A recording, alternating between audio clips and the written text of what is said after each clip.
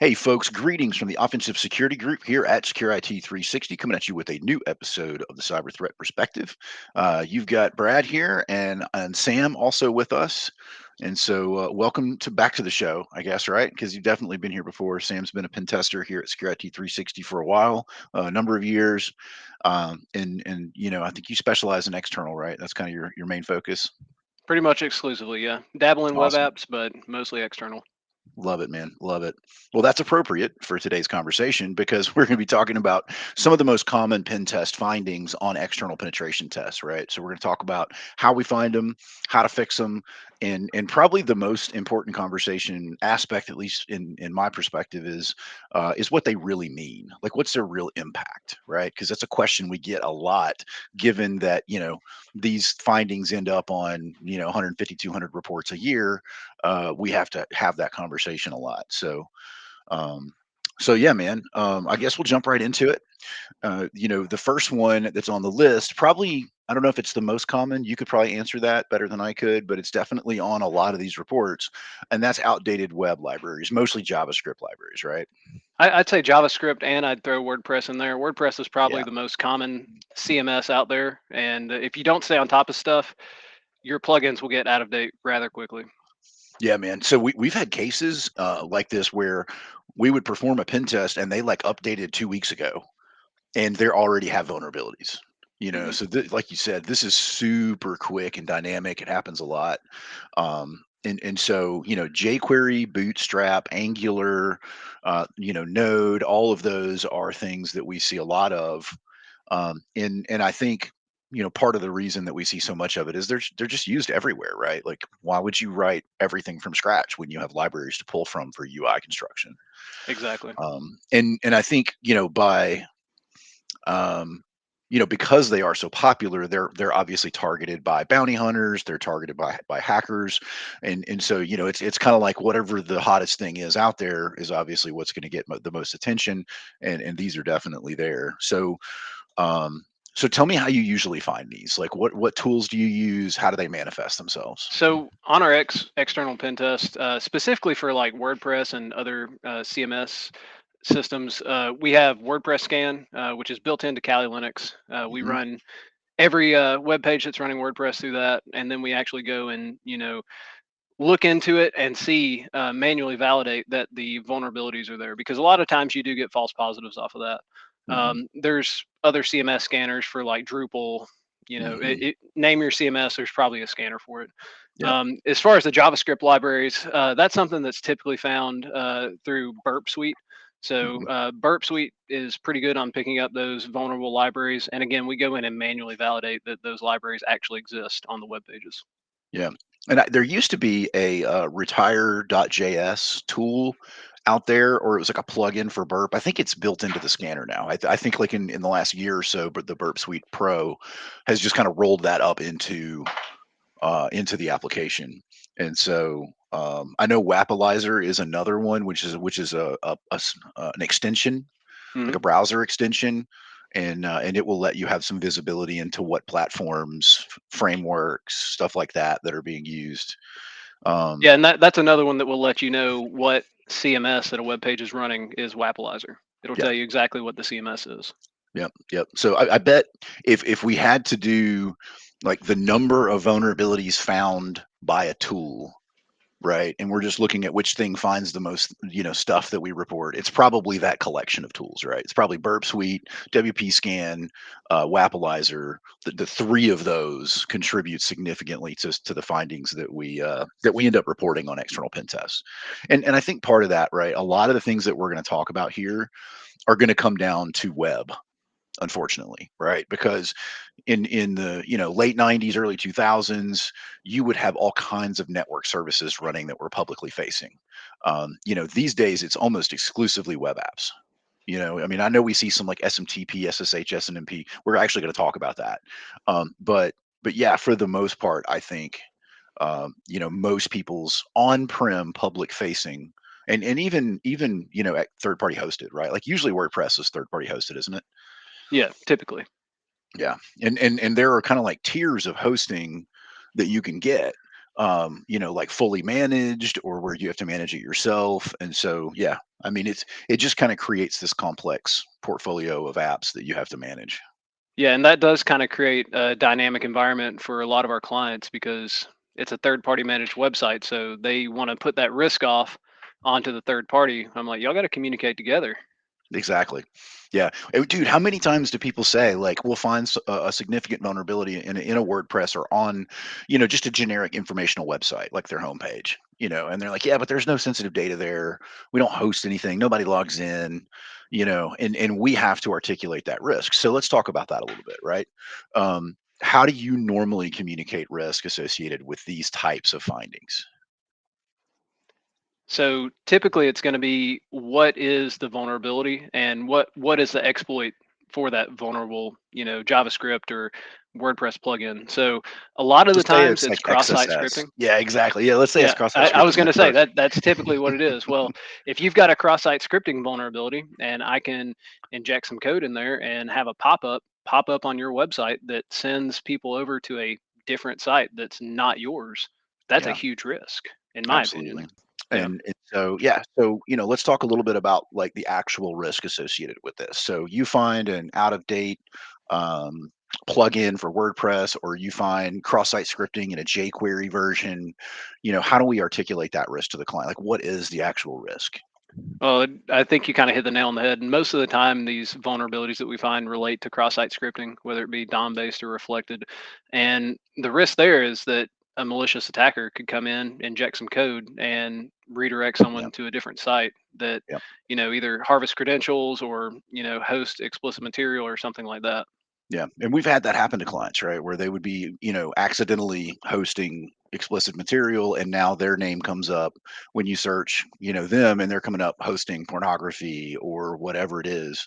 And so there's definitely, I think, a reputational aspect to it, right? So, like, if your website gets hacked, right? CNN, NBC, they don't care that you didn't have any PII or PHI on the website. The headline's going to read, so and so company hacked, and that's as far as they're going to go with it, and that can have a pretty serious impact. The other problem too is, if I'm driving your clients off to other websites, you're not getting that traffic, they're not contacting you, so there's potentially some impact there.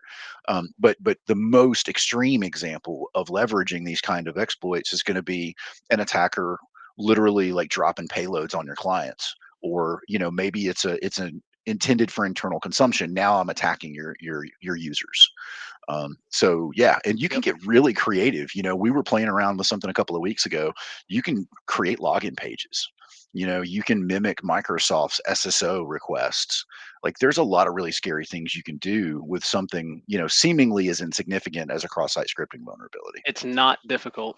No. Right. It's There's really not. AI websites that specifically can build, Google login page, Hmm. Microsoft, et cetera. So Yeah, absolutely. So even though in most cases our clients aren't hosting sensitive information, it's not an authentication portal, there is still a substantial amount of risk. So let's talk a little bit about some of the challenges, and then we'll talk about fixing them, right? So the challenge, at least from my perspective, is with WordPress. It has its own update mechanism, right? So if you're patching the box, it doesn't do anything to solve this problem, right? Um, in a lot of cases, clients will go out and procure these websites and these third-party hosts with no regard to how the updates are managed, right? And we actually have some WordPress stuff here at Security 360, and occasionally we'll go back and because we obviously pen test ourselves and do security scanning, and we'll find out of date plugins on our WordPress. And so you can turn automatic updates on, right? But there's some risk associated with that too. But yeah, you just have to know what you have and keep track of it. I would Um, say that that's another big part is knowing what you have because a lot of oh times yeah, organizations will have part domains or sites they haven't touched in years they thought had been disabled. Well, they're still up, yep. and And they've now everything's unpatched since 3 years out of 2018. date. Yeah. Yeah, I know, man. So Yeah, that's another big aspect to it is just knowing what web pages you have. yeah, yeah. And I think WordPress, is probably one of the easier answers, right? Let's talk about jQuery or Bootstrap. Those are more challenging because whoever built this site leverage those libraries for their functionality, and you can't just rip and replace. Like you can't pull Nope. out jQuery 1 and stick in jQuery 2. There are significant functional changes, so you basically have to rebuild the site. Yeah. And Sometimes when we've worked with clients, it's taken upwards of 3 and 4 months to, yeah, dude. update jQuery libraries. So Yeah, yeah, we were actually. I don't remember if it was one of your clients or another one, but we ended up getting on the phone with their third party web service provider, and they were like, "We can't update it. Like our entire platform is built around this thing." So they end up firing their vendor and hiring a new vendor to build and host their web content off of the vulnerabilities that we discovered on the external pen test. So it is a challenge. To your point, there are it just comes down to knowing what you got, right, and having a plan to move forward. One of the things that we recommend to clients is make sure you have contract language with these third party providers, right? That contract language should include, within a reasonable measure, providing a secure platform and providing security updates to the website. Because if you pay somebody to build you a website and you sit on it for 3 years, it's inevitably going to have vulnerabilities, right? So it has to mhm. be kind of cared for and maintained. Now, there are some other things we can do. I want to mention content security policy, or CSP. CSP is basically, um, it was originally built to be a security mechanism to protect against cross-site scripting, right? But you can still do CSP wrong. And I would even say, I don't know what your experience is, but my experience has been that most people don't do CSP well. I'll be honest with you, I haven't run into it that much. Good. Okay, good. Hmm. Wait, I don't know if that's good. Like run into it like they don't have it at all, Ty- or Typically, I don't see content security policies. wow, yeah, that's significant. Yeah, so you can, even if you have cross-site scripting vulnerabilities, you can minimize that impact by enabling a solid, content security policy. That could probably be an entire podcast by itself because it True. is a complex thing, and we've had clients that we have had to do consulting with for like dozens of hours to evaluate their CSP across their application portfolio. So it can be complex, but that is something you can do to minimize cross-site scripting. But that doesn't address all of the other issues, right? Because cross-site scripting is one of about a dozen common things that we find that these either WordPress plugins or JavaScript libraries are vulnerable to. All right, so we kind of beat that one to death. I love it. I think we conveyed that really well. Let's talk about TLS SSL issues. Every single time. This is a If there's an huge external, category, man. yeah, but if you have an external pen test and you don't find an SSL issue, it's like, did I do everything right? Yeah, you're questioning yourself. Yeah. Oh man, yeah. I mean, so there's probably a handful that really stick out as common, right? One of them that we very frequently have to discuss in detail with clients are invalid, expired, or self-signed certificates. Mhm. I guess you probably run into that a lot, right? Yeah, typically it's the expired certificates. Yeah. Someone forgets to renew the cert and, it's a couple months out of date or something. Yep. Yep. So, when we're talking about risk, so technically, even though a certificate is expired, it still works. Like you're Correct. still encrypting the session, between the web server and the client and the browser. But, the trouble is you get that little pop up, right? That says, Yep. hey, this cert's invalid. And there's generally not a lot of detail around that. So, like, what are your thoughts? Like, I mean, do we care? Why do we give a crap about that? So it's just good security hygiene to keep your certificates up to date. And, Hmm. it kind of, again, going back to that reputational thing, you don't want Yeah. anybody to get a pop up on your website that says, hey, there's something wrong with this security certificate, right? Yep. Yeah. Yeah. Absolutely. It kind of impacts your ability to trust that it's a legitimate Yeah. site. Am I in the right place? The other problem that I've noticed, and this goes with self-signed certificates as well, is that if you are teaching your users to click that accept button every single time, then we are training them to ignore an important security feature that's built into web browsers. And Yep. so, we obviously don't want to do that, right? Because there may come a time where there's a legitimate man in the middle attack where, somebody's injected a certificate in and they're just going to click yes and they're going to move Yeah. on. I mean, Um, humans are the weakest link, right? they are. So, we need to make it as easy as possible for them. What about Suite 32? I'm so tired of Suite 32, dude. It's a high risk according to the It's CVSS. yeah, it's a 7.5, you know? Yeah. Um, so, we end up, kind of adopting the rating, um, that the CVSS rating that's out there, right? That the industry has agreed upon. I still disagree with it wholeheartedly. And so when we're looking at risk, right, there's kind of three elements to it. We want to look at the CVSS rating. Obviously, it's a 7.5. Yeah, we care. But we want to look at other things. Is it actively being exploited? Are there proof of concept tools available to the public? And To the my answer to knowledge, the both of answer is those, still no. the answer is still no, right? Suite 32 is a theoretical mathematic attack. And, as far as we're aware, there are no proven examples of it being exploited in the wild. So suddenly that, 6.5 that we found on a JavaScript library becomes more important than a 7.5 that Suite 32 has. And so, again, exploitability becomes an important metric. And so that's one of the reasons I get frustrated with Suite 32 so much is it's on like almost every pen test. Yep. Probably, I don't know, maybe 75%. It's difficult to get rid of in a lot of cases because if you don't have access to reconfigure the ciphers that are in use for your web server, which could happen because it's an appliance, it could happen because it's third party hosted, but you're kind of stuck with that, and so it does create some challenges there. Yeah, What I do would you say if you're usually? gonna Yeah, go ahead. accept a risk, that's one that you could accept. Again, Yeah, there's no doubt. no exploits, there's no proof of concepts out there. Mhm. Um, if I was going to consult with the client on mitigating a JavaScript library versus mitigating Suite 32, I'd probably recommend they tackle that JavaScript library first, or WordPress 100%. plugin, etc. 100% agree Yeah. with that. Um, so what kind of tools are you usually using to find like the TLS issues, SSL issues, like old versions of SSL and all that? So there's a few. Nessus usually pops on it when we run our Yeah. Nessus scans.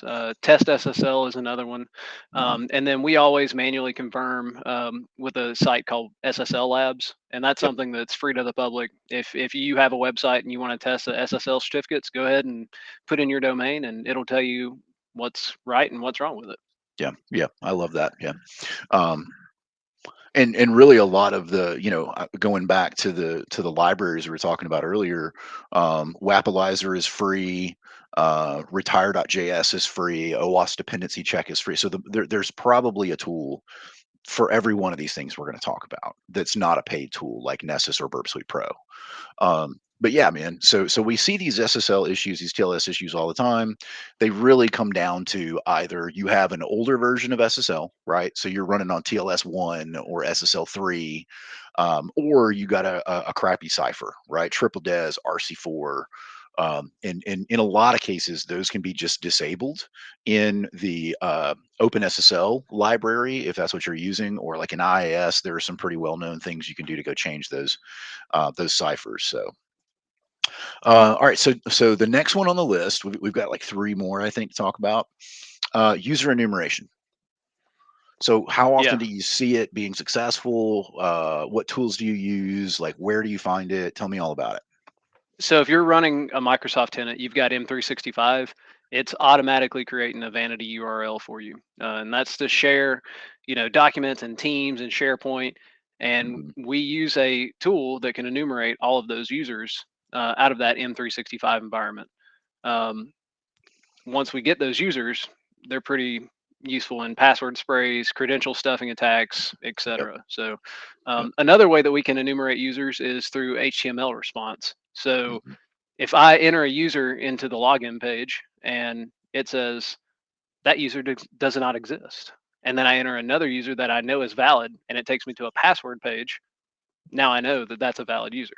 So I can do that with a list of emails that I have and look and see which ones are positive. I love that. Yeah. Um, that's something that is surprising to me that we are still seeing user enumeration on like password reset pages, login pages, whatever it is, even registration pages. Like, oh, sorry, that email's in use. Yep. Cool. But yeah, so it's bizarre to me that we still see that.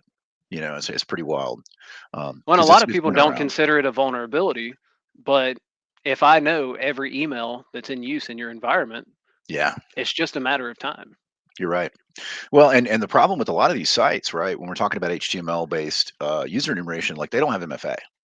Yeah. And so basically what you're telling me is you don't care if I have half 50% of the login information required, right? And by the way, passwords on these things generally aren't super strong. So yeah, man, it is a big deal. And but like you said, a lot of people blow it off. We also see pages that highlight all of the employees, right? Like the corporate pages, you know what I'm talking Yep. about? Law See it on firms. law firms are the world's worst about that, man. They're like, "Oh, look at all these amazing lawyers we have. Here's their phone number, their email address. Here's, all of their information." And email is half of authentication, you Yep. know. And especially if Um, those are HTML encoded, I can just copy it, control F, look for the at lawfirm.com, yep, and then extract all of those emails. absolutely, man. Yeah. It I think takes 5 Tyler minutes. even I think Tyler He's got even a wrote script like a for it. yeah, he wrote Yeah. like some Python tooling to do that. And it's important for the audience to understand, right? So identity is your perimeter. So what does that mean? That means that if I can take over an identity, all of the security you have on the outside of your environment means squat, right? So we are in essence, yeah, we're doing vulnerability scans, we're looking for out-of-date libraries. Yeah, yeah, that's all cool. But what we're really looking for are identities. And so by basically giving us a list of all of your users and all of their email addresses, you're setting us up for success, which is not ideal, right? You don't want us to be successful. But yeah, man, I mean, it's frustrating a little bit, I think, for us to be having these conversations with clients, and they're like, "Oh yeah, well, it's not really private information, our email addresses," and I'm like, "Yeah, no, I get that, right? But me being able to get all of them in minutes, that's a scary thing, you know."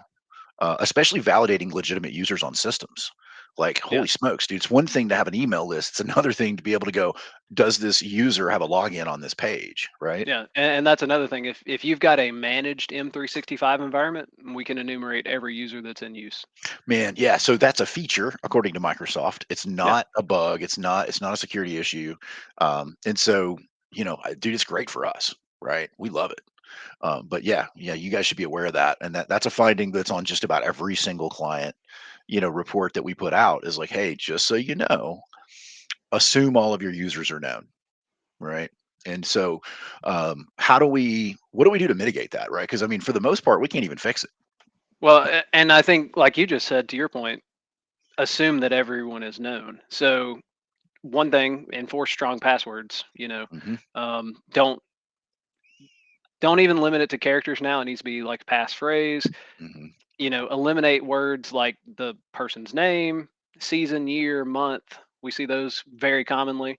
Hmm. And enforce those passphrases. And then number two, get MFA. If you Hmm. have a login page that's not MFA'd, it's going to get You're wrong. broken into. Yeah. Like you're setting yourself up for failure. Yeah, and there are certain things you can do in like an M365 environment, like conditional access, impossible logins, or impossible travel. I think is actually what the rule name is. But there are some Yeah. things that you can do to protect yourself a little bit. But that's assuming you're SSO to everything on your external footprint. Because if you're still allowing like username and password logins to SSL based VPNs, like dude, we're about to be in your network, right? Yep. Now it's an internal pen test. Exactly. Um, all right, so moving on to the next one, let's talk about DNS security issues. And so more specifically, I have listed out like DMARC and DNSSEC. I Yeah. think we see these a lot. So it used to be everyone had SPF and hardly anyone had DMARC, and now DMARC's becoming much more common. I would say Right, it's right. probably like 60-70% of our pen tests they have DMARC. Occasionally it's an improper DMARC record. Hmm. Tyler's the DMARC wizard. He wrote the white paper on it and everything, but Yeah, it just helps further your email security. It tells your emails where to be sent if they're spoofed or um, yep, you know yep. If you're getting you, spam or that's leveraging your domain or anything like that, I think the challenge is like we wouldn't know if we don't have DMARC records. We would have no flipping idea. Um, and so, yeah, I mean, just part of you said the word hygiene earlier. I really like using that word. Just part of good email hygiene, right? Just like you would want to have some semblance of email filtering and domain validation, blah blah blah. Yeah, you also need to have a DMARC record. And my Yeah. favorite thing about DMARC is, dude, it's free. Why And it's wouldn't as you do simple it? as publishing it to your text records. It's a text record in DNS, man. Let's Yeah. go. You know, it's similar to, I think, DNSSEC. Let's talk about that one a little bit. Dude, nobody's got DNSSEC right now. Almost, yeah. I'd say 10% of clients Yeah, probably have it enabled. yeah. And It's always a surprise. yeah, yeah, but when someone does have it, it's a welcome surprise. So Yeah. DNSSEC just prevents, again, DNS spoofing, Hmm. um, and it's a public private key, and just helps validate your DNS records. Yep. Absolutely, man. It's as simple as that. There's no downside. I think we have heard of one of our clients recently being charged for it. Um, do you So remember it's that it's kind of scenario? it's kind of a mixed bag. Some DNS providers offer it for free. Right. It's just a switch they turn on. Others have a nominal fee, maybe $5, $10 a month. We had a client recently that they did say it was upwards of hundreds of dollars a month for DNS security extensions. We were like, maybe in that case you forego it or look for Yeah, another or DNS provider. yeah, get a new provider, dude. That's insane. Yeah, Yeah, because I mean, like for example, like we host a bunch of stuff with GoDaddy and DigitalOcean and stuff like that, just in our group. And yeah, it's a slider bar, man. Like DNSSEC on, done. yep. So yeah, I mean, I would absolutely encourage folks to be checking that out. Especially like DMARC and DNSSEC, dude. It's a no-brainer, man. It's not hard. It's not expensive, and again, just part of good hygiene, right? Yeah, and again, if you've got a company, you can check it out with MX Toolbox, or Oh yeah, DNS Recon. I mean, there's a totally lot of free forgot. tools out Yeah, there. Yeah. yeah. Tell me about those. So what So all are you using for that? DNS Recon is the tool that we use typically, Hmm. and that gives us the DNS records. MX Toolbox is another free web page that you can go to, Right. mxtoolbox.com, I think. And if you're out there, you're a CEO or something, you want to check your DNS records, you can. Nice. Yeah. Yeah. All free tools. You know. All right. So the last one that we have on the list. I think we could probably debate a little bit on whether this is like a top five for us or not. But for whatever reason, it's been really common lately. So expose services that shouldn't be exposed. We're talking about things like SMTP, SSH, FTP, SNMP, etc. The first thing is I would say, why is this a problem? Right? Like, why do we care? So number one, it's open to the public internet. So um, do you want people to be able to have access to your SSH servers? Do you want people to be able to RDP? That would be a big one into your Oh, environment. huge, dude. Yeah. Yeah, because I've seen that on a couple. Yep. You have RDP open to the public internet, that instant finding. Yeah. So it's pretty risky putting it out there like that. Yeah, and I think my biggest complaint with these are old, man. Like all of these that we've mentioned are antiquated from a security perspective, and I want to explain why. So first and foremost, there are not good security mechanisms wrapped around these services, right? So when you start talking about like an SSL VPN, right? Um, they have MFA enabled. They have hardware keys. They have, there's all of these, purposely built security mechanisms. Go look at SSH, right? Yeah. Like, they Implement might, MFA on your SSH and let me know yeah, how it good luck goes. with that. Good luck with that, right? So part of it is, yes, they have poor security mechanisms. Can you do rate limiting? Can you do timeouts? Yeah, you can do all that stuff, right? But those are just slowing me down a little bit because I can just rotate through IPs. It's not a Yep. big deal. Can you do IP blacklisting? Yeah, you can do that. That's cool, man. But at the end of the day, what about your log visibility? Like we have, and I know you've done it. Like we've set up brute forces, or really more like password sprays against SSH environments that would run for days. The client Yeah. has no idea we're doing it, man. Right? And Because eventually we just have to stop it because the pen test is over. yeah, exactly, It's a exactly. 3-day engagement and it's still running. So Yeah. And so that in most cases, again, now can you go configure these logs to be implemented, to be pulled into your SIM, blah blah blah? Yeah, you can. These things are not intended to be public facing, right? You could make the argument that like FTP and SSH were originally designed for that, yes, but there are much better solutions today. So we actually write these up, in the report. To let clients know, like, hey, dude, like, dude, how often do we say SNMP? Like more than we should, I That's a think. big one. Yeah. And I mean, you're leaving yourself open to potentially a mail relay hack or something like that if you've got SMTP exposed and it's not Yeah. filtered. Yep. So, Absolutely. And yeah, man. So just wild to still be seeing these in modern day. Like, dude, when we pull back an Nmap scan, um, anything other than like 40, 443 and 80, I'm like, what are you doing? Right? Like immediately I'm suspect. yep. But yeah, man. So how do you find these services? What do you do to validate them and attack them and all that good stuff? Well, I mean, you just mentioned it. Mmap's going to be your tool for these. Just Yeah. looking to see what ports are open. As far as attacking it, it depends on which port we find open. If it's Hmm. SSH, we can use Hydra to brute force it. Hmm. Um, Something like SMTP, we can use Nmap to try to do a mail relay. Yep. And again, this I want to specify just because these ports are open doesn't mean they're vulnerable. Right. If they're filtered, that's pretty good protection against all these attacks. Yeah. So I agree with that. Yeah. And I mean, there are things you can do if you just have to have it, right? I remember one of our clients is in like the medical research field, and they're all of their like research field offices do like a nightly SFTP backup. mm, And so, they're like, look, man, there's no way like we can change this. Like it's part of our business operations. And I'm like, cool. All of your sources are known, implement whitelisting for the IP and block everything else. Right. yep, Like there are some legitimate mechanisms you can put in place. Like you said, if it comes back filtered, there's a limited amount of stuff we can do with that. The other option is to have VPN access to a jump network that contains all of these services, because we've had clients make the argument like, yeah, but I mean, we got to be able to SSH in to do maintenance and stuff like that. I'm like, cool, yeah, but you know what? segment it off. Exactly, exactly. It doesn't need to be public facing and available to every IP address on the internet. Yep, Now if we have to secure these services, like for us, we have Kali boxes in the cloud that we use for external pen testing, and we're using keys instead of passwords, right? So you yep. can brute force that sucker all day long. Good luck, have fun. At most you might slow my connection down a little bit. But yeah, if you can wrap MFA around it, fine.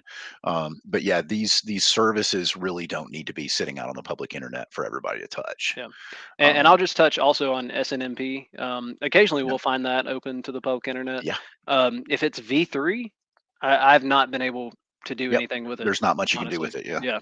So I think I ran into like V2 a couple of months ago. I think it was 2024, and I was able to pull down their entire MIB. Like I was in there like pulling down configurations off of their router. Like it was wild, dude. In internal, I was able to completely map their internal network from that, just because that particular router had a running config that allowed me to have visibility. They were replicating configs. So, dude, I was like, yeah, man. Now I didn't modify anything because I didn't want to cause them any problems. But theoretically, we just turned their network off, dude. yeah, Depending on what options are available. and I'll just throw a little bonus one out there. I always get a little happy when I see cameras externally facing. Dude, why are there so many cameras on the public internet, man? We had one a I couple don't know. weeks ago, didn't we? Yeah, yeah, Gosh, yeah. I don't know, man. And they were like arguing for it too.